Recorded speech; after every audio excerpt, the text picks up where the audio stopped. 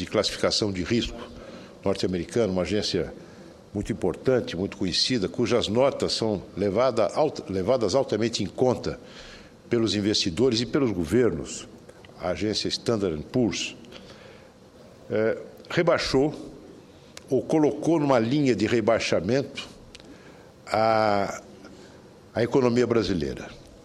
O Brasil passa a ser considerado um lugar onde os investidores poderão ter receio de receber de volta o investimento e aplicação dos recursos aqui feitos. Isso significa o rebaixamento do risco Brasil, ou o aumento do risco Brasil, melhor dizendo. Levando em conta 3 fatores, basicamente. Crescimento econômico muito baixo, pífio, inflação alta, preocupantemente alta, e contas públicas descontroladas. Esses 3 fatores levaram essa agência a elevar, considerar mais elevado do que no passado, o risco Brasil. E nesta segunda-feira, senhor presidente, ou melhor dizendo, nesse fim de semana, o jornal Folha de São Paulo publica uma pesquisa realizada pelo instituto ligado a este grupo editorial, o Datafolha, em que mostra uma queda abrupta da popularidade da presidente Dilma Rousseff. Uma queda na mesma proporção da avaliação do seu governo e também uma diminuição, digamos assim, das expectativas de sua reeleição. Embora continuando alta, aqueles que se declaram dispostos a votar para reconduzir a presidente Dilma para mais um mandato presidencial diminui de 3 meses para cá, ao mesmo tempo em que aumenta a intenção de voto num candidato declaradamente de oposição, o senador Aécio Neves, que preside hoje o PSDB e que se apresentará como candidato nas convenções do ano que vem. Um índice de intenção de voto permanece bastante alto na senadora Marina Silva, tudo indicando que, com a eventual candidatura, e cada vez mais provável candidatura do governador de Pernambuco, nós teremos um segundo turno. Céu de brigadeiro na economia, céu de brigadeiro na política, é o que dizem. Embora eu não concorde com esta transposição imediata dos dados da economia para os dados da política. Eu até acredito que é o contrário. Se tivermos uma boa política, teremos uma boa economia. Mas é lugar comum, é ser disso nas análises, nas projeções políticas, que quando temos uma situação econômica de prosperidade, de afluência, as pesquisas tendem a favorecer quem está no governo. Evidentemente, é óbvio, todos dizem, eu concordo, a pesquisa é uma fotografia do momento. Mas esse momento mostra, senhor presidente, a fotografia desse momento mostra algo que é muito grave para as ambições de quem está no poder e se submeterá a uma reeleição. Há um aumento do pessimismo, um aumento do número de pessoas que acreditam que as coisas não estão indo bem, que a inflação vai aumentar, que o desemprego vai aumentar, o que se reflete no grau maior de desconfiança em relação à capacidade do governo de dar conta do recado. Como os dados transitam da Standard & Poor's para as pesquisas eleitorais? Esses dados transitam basicamente pela inflação.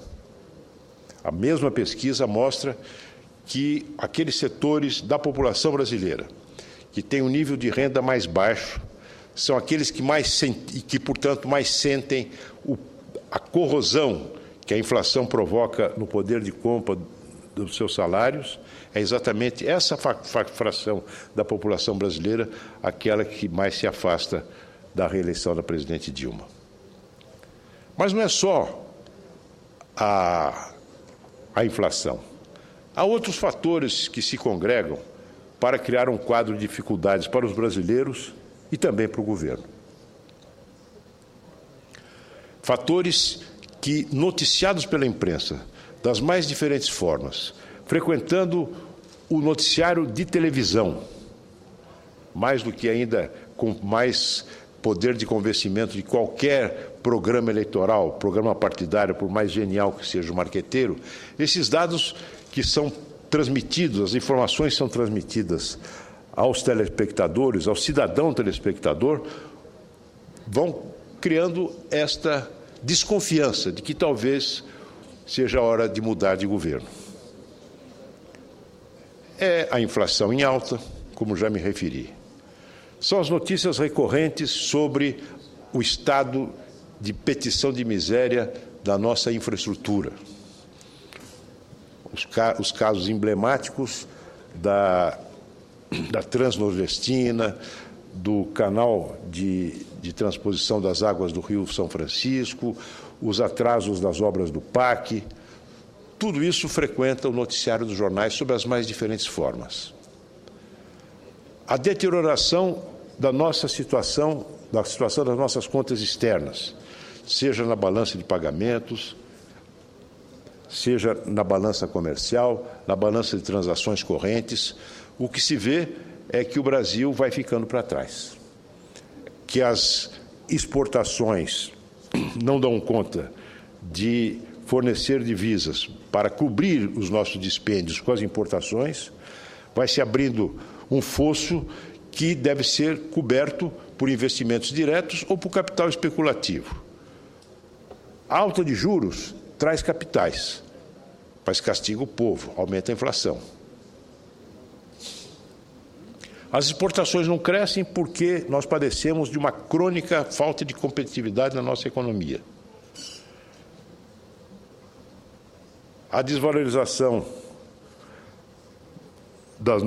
a valorização do nosso real contribui igualmente para a perda de competitividade. A nossa indústria vem sendo desmontada sistematicamente, paciente e sistematicamente, metódica e sistematicamente, por um partido cuja força hegemônica é o Partido dos Trabalhadores, originário do movimento sindical do capitalismo industrial brasileiro. As contas externas são obscuras, as contas internas são obscuras. A nossa contabilidade não é confiável. Ninguém mais acredita nas previsões do ministro Mantega, previsões essas que alicerçam, inclusive, uma lei de diretrizes orçamentárias que embute uma expectativa de crescimento do PIB de 4,5%, que não vai se verificar.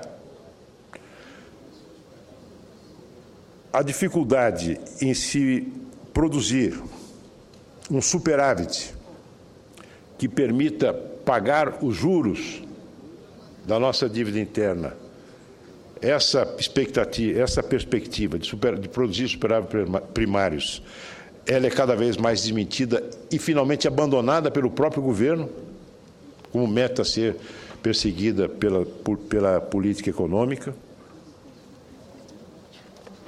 A taxa de investimentos no Brasil continua muito, mas muito aquém do necessário para promover um desenvolvimento sustentável.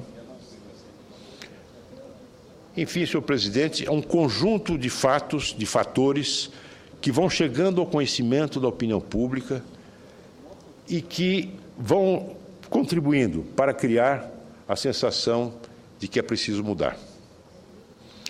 De que esse governo está esgotado na sua capacidade de mudança, esgotado em sua capacidade de proposta, de implementação de políticas coerentes, um governo que é incapaz de sair das políticas de curto prazo que não resolvem os problemas do crescimento e que acabam por acumular uma herança muito, muito negativa que será recebida pelo próximo governo.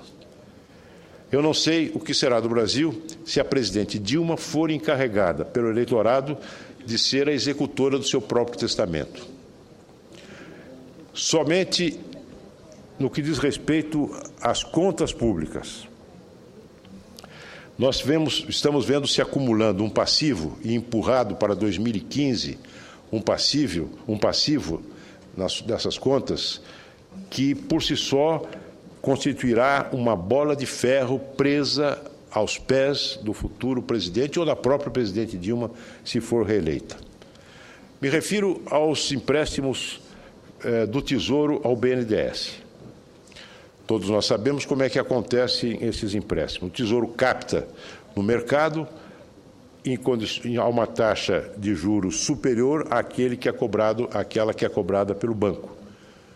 A diferença entre esse recurso, que é repassado do Tesouro para o BNDES, para o Banco de Fomento, essa diferença entre a taxa de juro da captação e a taxa de juro cobrada pelo banco é coberta pelo Tesouro. Somente no ano passado, isso representou, senhor presidente, 12 bilhões de dólares. E se estima que, em 2015, esta soma vai chegar a 50 bilhões de dólares. Por que 2015? Porque o governo, percebendo que não vai conseguir saldar essa diferença nos anos de 2013 e 2014, o governo, mediante uma portaria do Ministério da Fazenda, jogou tudo para 2015. Os números que mostram o comprometimento do Tesouro com esse tipo de operação são assustadores. Em 2009, as operações financeiras do BNDES suscetíveis desse tipo de operação, chamada de equalização de juros, era de 44 bilhões. Nesse ano, nós já estamos em 320 bilhões de reais, sem que se saiba exatamente qual é o resultado disso. A política de escolher algumas grandes empresas para serem campeões mundiais ou campeões nacionais não deu nenhum resultado apreciável até agora para a população brasileira ou mesmo para o desempenho em geral da nossa economia. Nenhum. É um fascínio que o PT tem pelo grande capital e que se expressa nessa forma de presente sem que haja a menor avaliação do resultado disso.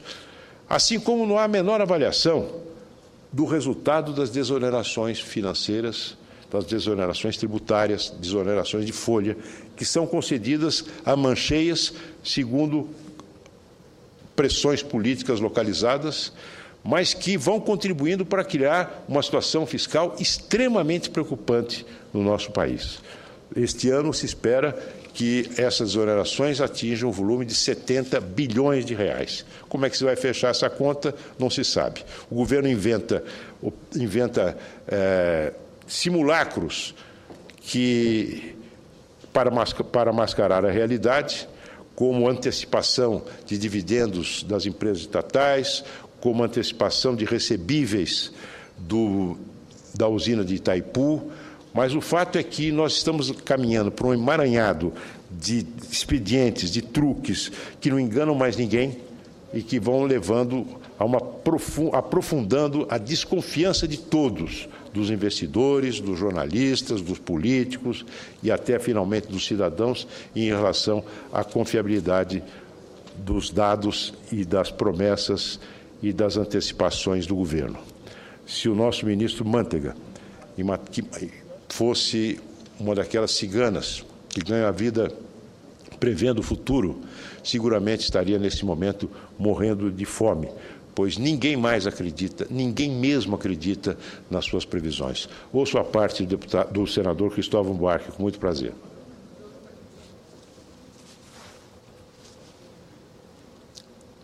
Senador Aloysio, todos sabem que eu costumo falar aqui de educação, que deveriam parar o Senado um dia, senador, para falar de educação. Pois bem, eu deixo de lado isso hoje.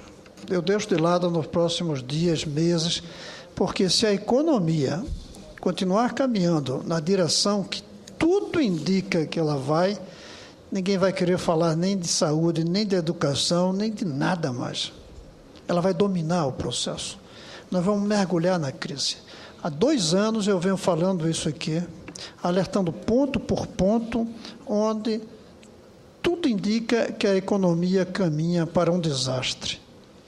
Nos déficits, tanto de conta corrente, como nos déficits fiscais, no câmbio, que hoje está supervalorizado por um tempo muito longo para beneficiar todos nós, consumidores, e segurar a inflação, ou começa agora a desvalorizar-se o real e a inflação virá em consequência. E eu sempre digo que, sobretudo, numa crise que vem da euforia. Nós vivemos um período, senador Mozarildo, de anos de uma euforia que não tem base. É a mesma coisa que levou à crise na Espanha, na Grécia, em Portugal. Foi a euforia daquele momento, com as bolhas de consumo, as bolhas imobiliárias, que de repente uma coisa qualquer que acontece, puxa, estoura a bolha. Nós estamos caminhando para cair na real. Cair na real, eu não digo no real, é perceber que essa verdadeira farra que a gente vem vivendo e que deslumbra todo mundo, ela se esgota se ela não tiver uma base sólida. E a nossa economia não tem base sólida hoje. E talvez o que tem de novo, naquilo que eu venho falando já há anos, é a questão da credibilidade. Credibilidade. Até algum tempo atrás, apesar de tudo, havia uma credibilidade nacional e internacional em relação ao discurso da presidenta e do ministro da Fazenda e do presidente do Banco Central. Acabou essa credibilidade. Hoje ninguém dá mais credibilidade ao discurso econômico do governo. Não dá mais, primeiro, pela quantidade de pacotes. Ninguém confia quando se faz, em vez de política econômica, pacotes econômicos. Porque você faz um hoje, amanhã tem que fazer outro, depois faz outro, como o senhor falou de emaranhado. Nós estamos num emaranhado. Cada coisa que se faz traz consequências negativas, apesar das positivas. Muito mais desonerações.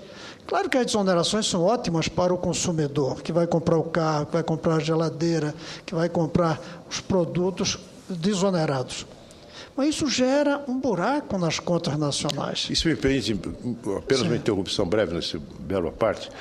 É que as desonerações, elas são sempre concedidas por um tempo determinado. É verdade, termina... Então, quem é que vai se lançar num programa de investimento, de risco?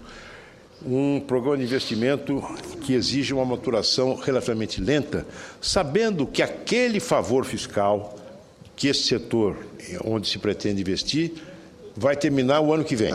Não vai investir. Então não vai investir, e é o que está se vendo. Por isso é que essas desonerações não estão contribuindo em nada para alavancar o investimento. Estão, sim, contribuindo para alavancar o consumo. E mesmo assim não está conseguindo aumentar o produto interno bruto. Aumenta o consumo, mas não chega no aumento do produto interno bruto e, ao mesmo tempo, gera incerteza dos investidores e a gente fica com os dois lados negativos. Complexidade da nossa estrutura tributária, que é cada vez mais difícil de ser compreendida. Faz esse entrelaçamento. Tem uma palavra pouco usada, chamada conodrum, que é isso que você tem um emaranhado de fios e de coisas que você não consegue desatar. Nós estamos vivendo essa coisa chamada conodrum, um emaranhado Como é o nome? negativo.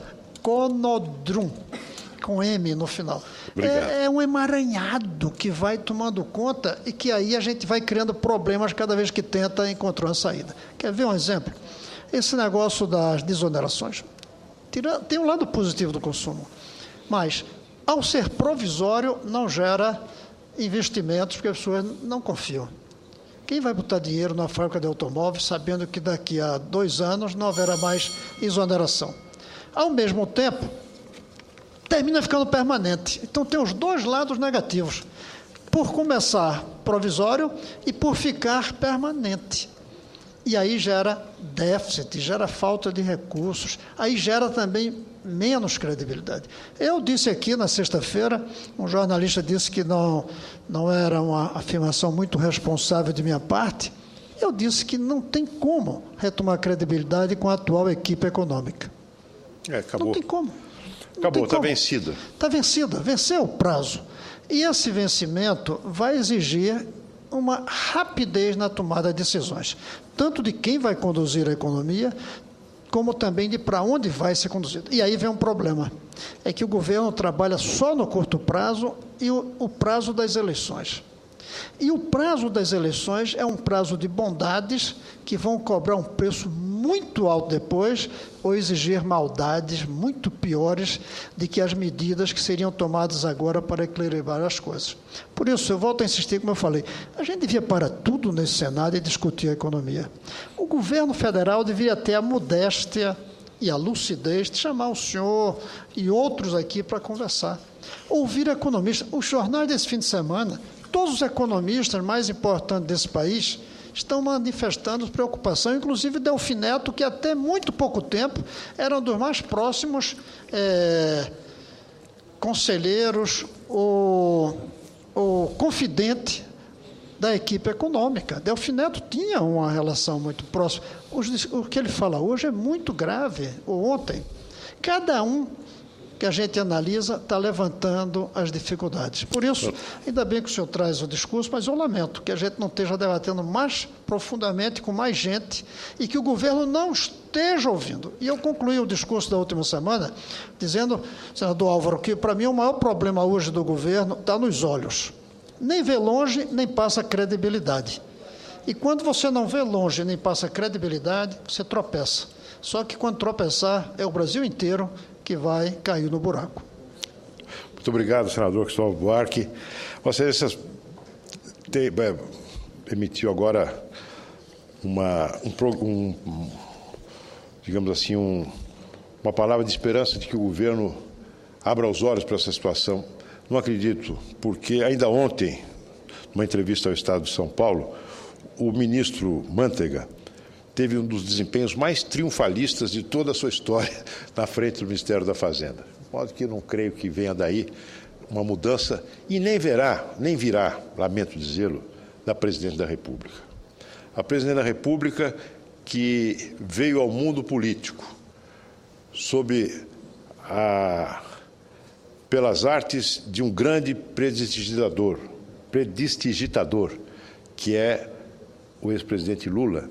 Ela surgiu no mundo político como uma grande gestora, uma grande administradora, uma pessoa que tinha a capacidade de unir, de dirimir dúvidas, de impulsionar, e nada disso está acontecendo. Ela se perde em minúcias, não constituiu uma equipe de peso, tem uma equipe enorme que ela não consegue sequer reunir uma única vez para uma conversa produtiva, 39 ministérios. Ela agora está obcecada com discutir a rota do avião presidencial com o piloto, esquecendo de traçar uma rota com o piloto do nosso país. Não é? Então, eu não creio que venha daí. Essa imagem da grande gestora começa a se esboroar. Esse episódio da Bolsa Família, uma enorme trapalhada do governo, do qual o governo até agora não se explicou, contribuiu para ainda mais arranhar esta imagem. Ela, infelizmente, não está conseguindo juntar todas as pontas da equação, e muito menos resolvê-la. De modo que não creio que seja apenas um problema do ministro da Fazenda. O ministro da Fazenda faz o que pode, e a expressão de otimismo faz parte do seu ofício, embora, quando exagerada, acaba por, muitas vezes, provocar o riso, senhor presidente.